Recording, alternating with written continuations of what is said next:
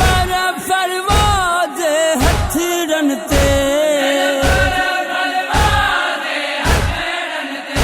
है नाजन सान लगाई वे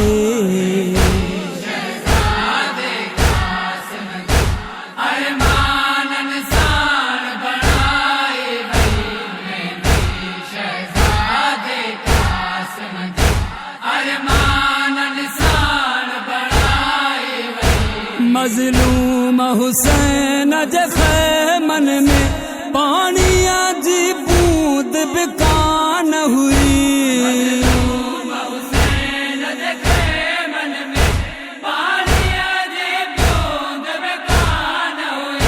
मावन फुफियन जे गोढ़न में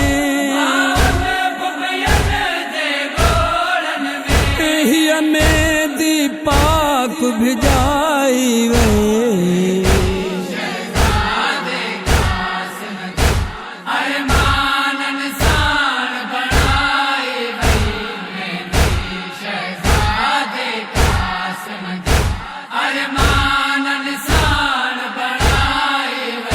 सहराजी गाढ़ी रेत मथा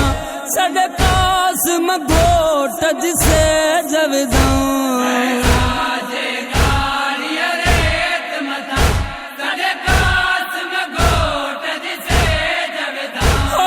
बिन जे पाकुर दाउन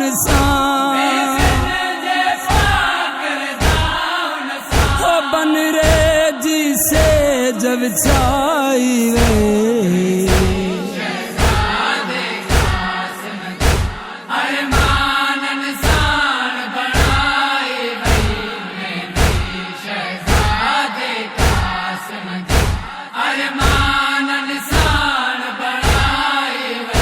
शब्बीर मुसाफिर रोए प्यो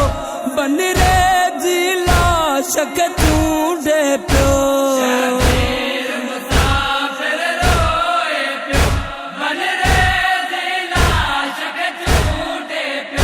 बधी गंठ में लाश जे टुकड़न के ओ दुखी माँ का लाश लिकाई वे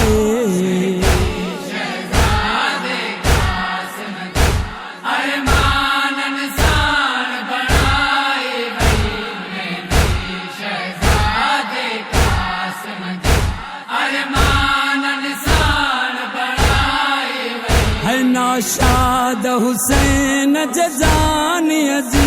शादिया जो कहेड़ो हाल दसा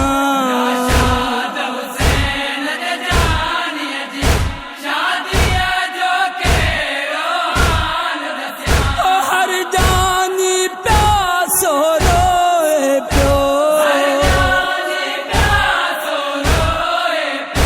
ही मैयत न छो दफनाई वे